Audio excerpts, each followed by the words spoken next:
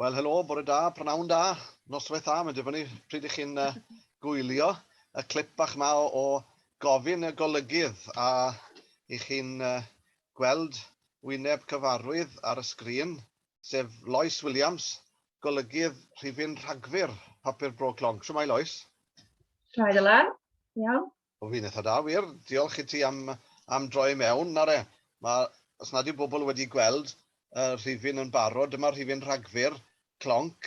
10 tudalen ar 20, Lois. Mae tipyn o waith golygu wedi bod ar y rhifyn yma.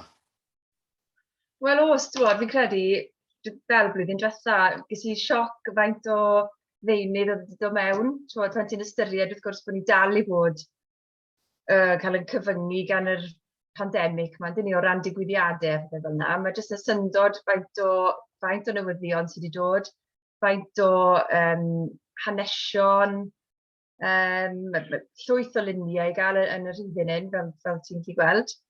Felly, fi'n credu mae rhaid, ti'n codi'n hart i bobl eto, maen nhw wedi cyfrannu'n wych unwaith to, ac oedd e'n dipyn o waith oedd. Ond mae gymaint o amrywiaeth o stwff, mae fe'n ddiddorol iawn, mae rhaid i ddweud. Ac beth yw'r uchafbwyntiau i ti y mis hwn? Achos mae yna sawl erthigol, sawl hanesy'n le mae bobl wedi mynd i ysgrifennu am hanes lleol. Beth yw'r uchafbwyntiau i ti? Wel, fi'n credu bod rhaid ni gamol mudiad y ffermwyr ifanc fan hyn. Mae gyda nhw lwyth o stwff yn yr rhifyn hyn, y ran maen nhw wedi bod yn cystadlu yn sirol ac yn genedlaethol. Bethau fel diwrnod maes, lle maen nhw'n cael amrywiaeth o gystadlaethau, mae gen ni hanes yna. Wrth gwrs, maen nhw'n sôn am y Steddfod y sir, gath ei chynnal diwedd Hydre. A wedyn, wrth gwrs, y Steddfod genedlaethol y ffermwyr ifanc, oedd yn digwydd yn Pentref Fendigaidd leni. Ac wrth gwrs, oedd e'n gystadlu wyneb yn wyneb ac oedd cynulleidfa yna. Felly mae hynna'n yn gret i glywed. So mae'r canlyniadau i gyd yn clonc. Maen nhw'n fudiad prysur ofnadw.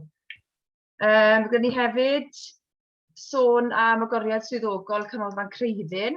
So mae hwnna'n rhywbeth cyffroes i Llambed, yn dweud.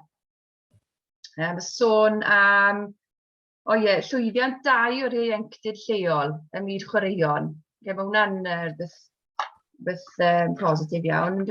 Cassie Gregson yn chwarae pêl-drod i Gymru 2-15, ac wedyn Sean Evans o Gwman sydd wedi cael ei goroni'n bencampwr i ieuenctid enduro Prydain. Felly mae'n braf iawn i glywed am llwyddiannau lleol fyna. Fi'n siŵr wedi glywed lot mwy amdanyn nhw to.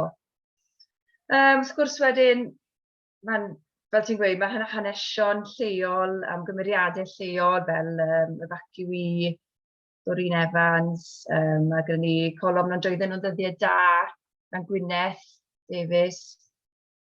Ac wrth gwrs, yr ysgolion wedyn, maen nhw'r un mor brysur ag eriod. A mae'r hanes i gyd yn y tudalennau i bawb i ddarllen. A wrth gwrs, mae digon o sôn am y Nadolig yma hefyd. Na beth o'n i'n mynd i holi ti nesaf nawr. Beth sydd gyda ni ar gyfer thema'r Nadolig am bod hwnnw ar y trothwy? Ydy. Wel, gyda ni noson siopa hwyr yn Llambed diwedd mis Tachwedd yn dod.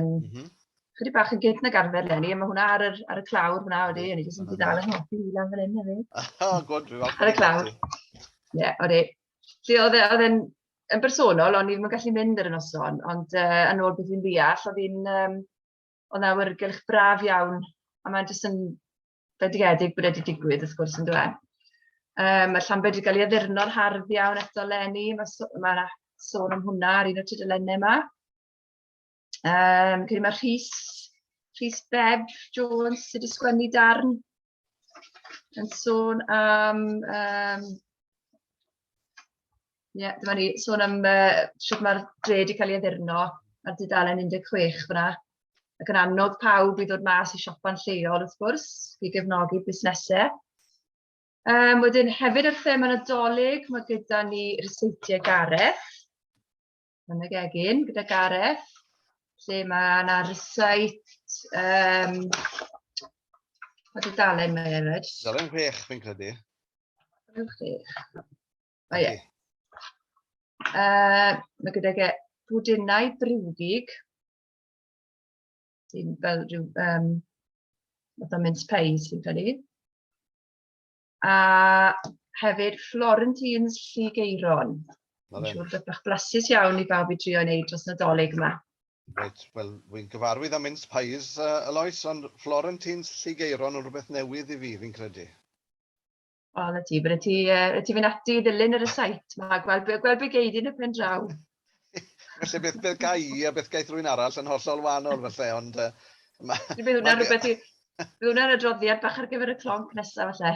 Mae Gareth o'r teg yn cyflwyno i'r seiti yn fusol, a hynny, waw, ers blynyddoedd maith erbyn hyn, mae wedi bod yn cyfrannu clonc ymhell cyn i fi ymwneud â'r papur, felly bob parch iddo fe, mae bobl yn mwynhau darllen, achos mae'n gyfarwydd a'i weld ar prynhawn da, ynddo fe, ac yn gweini bwyd fyna'n goedwig, ond mae gyfraniad i clonc hefyd yn werthfawr iawn, o'r teg.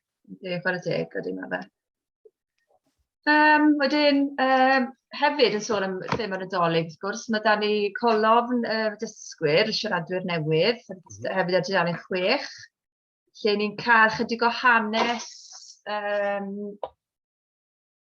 beth sy'n gen i mewn, mae gen i gerdd fach hyfryd, gan rhywun o'r enw Ian, ac hefyd mae da ni hanes dydd Nadolig, un arall o'r siaradwyr newydd, felly mae'n bach o amrywiaeth yna hefyd. A mae'n braf gweld colofn y siaradwyr newydd yn clonc. Mae hwn wedi bod dan ni ers rhyw flwyddyn neu ddwy. A mae'n galonogol, wrth gwrs, i weld bod na bobl lleol yn dysgu Cymraeg ac yn eisiau cyhoeddi gwaith, chwarae teg. Ydy, a maen nhw'n cymryd diddordeb yn pethau lleol yn dyn nhw ac yn eisiau cael eu cynnwys hefyd sy'n beth da. Beth sy'n gan Dylan Iorwerth i weid mis Made Lois, achos mae e'n golofnydd cyson yn clonc ar dudalen 21. Odi, mae hon yn golofn, nes i fwynhau darllen hwn, achos mae'n ffordd Dylan o sgwennu, mae'n hawdd iawn i ddarllen, yn dwi a mae wastad yn ddiddorol dros ben. A beth sydd ag eto yma ydy, wedi cymryd meddwl am stori'r Nadolig wrth gwrs, a mae wedi dechrau meddwl am beth beta'r stori wedi cael ei gosod yn ardal clonc yn yn dyddiau ni. Felly wrth gwrs mae dati pethau fel, bydden nhw'n mynd yn sownd tu ôl loris, sydd ddim yn fodlon tynnu mewn i gael nhw basio, pethau fel, ble ni yma, sôn am y byddai rai cael prawd TB, ar y gwartheg, a be arall. Bydde dim modd dod â, fi'n gwybod hwn felly ddim rhywbeth jyst yn lleol, ond bydde dim modd dod â anrhegion air a thys a myrdd mewn, achos Brexit, bydde gormod o waith llenwi ffurflenni a rhywbeth fel yna. So ti'n gwybod, mae fe'n jyst yn, wel, bydde gen ddawn o sgwennu sy'n gwneud rhywbeth yn ddifyr iawn.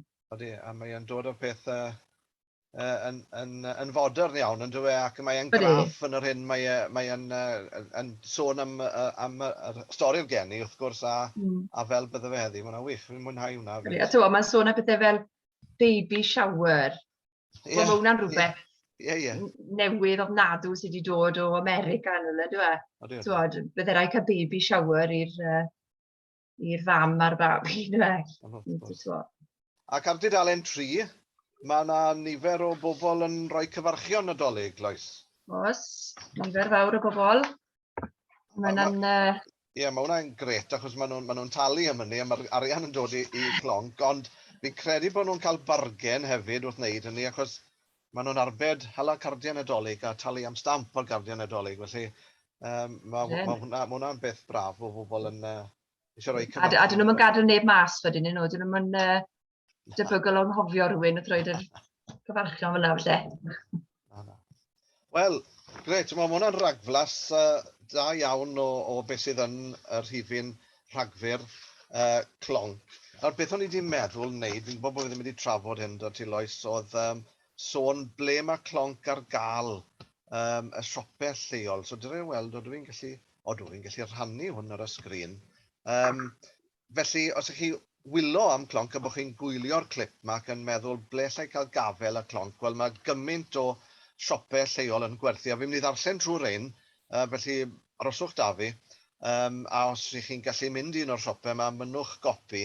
Eiron Booksellers, Awen Teifi, Aberteifi, Caffi Maclean yn Llambed, Cigydd Simon Hall Llambed, Cop Llambed, Cyfoes Rhydaman, Eryl Jones Llambed, Fab Cymru Llandysil, Garage Central Llanwnen, Garage Checkpoint Harford a Garage Trodryw Llambed, Hen Gwrt yn Llandeilo, J.H. Williams yn Llambed, maen nhw'n dosbarthu Clonc, y Llyfrgell Genedlaethol, Premier, Siop y Gymuned yn Llambed, Siop Nwyddau Caron Tregaron, Siop Ysmotyn D Llambed, Siop y Bont Llanybydder, Siop y Pentan Cyfyrddin, Siop y Pethau Aberystwyth, Swyddfa Bost Llanybydder, Swyddfa Bost Felin Fach a Swyddfa Bost Llanllwni yn ogystal â Dylan Lewis Cadeirydd yn ymhymsent. Felly, gobeithio bod fi'n mynd i gadael neb mas fyna. Ond erbyn hyn, wrth gwrs, mae Clonc ar gael ar we. Os yw rhywun yn moyn tanysgrifio, 10 y flwyddyn, mae hwnna'n dipyn o fargen fi'n credu, dim ond i chi fynd i wefan clonc.co.uk neu trwy gwefan clonc360.cymru a gallwch chi danysgrifio fyny. Nawr, beth am y rhifyn nesaf, Lois? Beth yw trefniadau'r rhifyn nesaf? Wel, does dim rhifyn i gael y mis Ionawr, wrth gwrs. Felly, y rhifyn mis Chwefror, mae dyddiad cau derbyn newyddion yw'r 4 o Ionawr, a'r golygydd mis Chwefror yw Sian Jones, rhandir Cwman. Na fe. Wel, mae digon o amser i bobl i feddwl am danfon eu cyfraniadau mewn, os ydyn nhw yn meddwl am rhywbeth i wneud dros gwylio'r Nadolig, cewch ati sgrifennu. Neu fel mae rhai bobl wedi wneud, yn mynd i chwilio hen ddyddiaduron a clyrio'r dreirau a cagafel y trosorau. Wel, rhannwch hynny gyda ni, fydde hynny'n braf yn rhifyn Chwefror. Na ni, wel, Lois, diolch yn fawr iawn i ti am olygu y rhifyn mawr yma, 10 tudalen ar 20. Ni'n ddiolchgar iawn i ti am dy waith a'r ffaith bod ti yn shiftus iawn yn mynd trwy pethau. Fi'n gwybod bod ni fel dylunnydd yn gwerthfawrogi cydweithio dy ti. Diolch, Lois, am bod beth ti wedi gwneud. Croeso. Diolch yn fawr. Nadolig Llawen. Ar Nadolig Llawen. Ie, bydde gyda ni wap. Ei, diolch yn fawr iawn i ti. Iawn, diolch Dylan.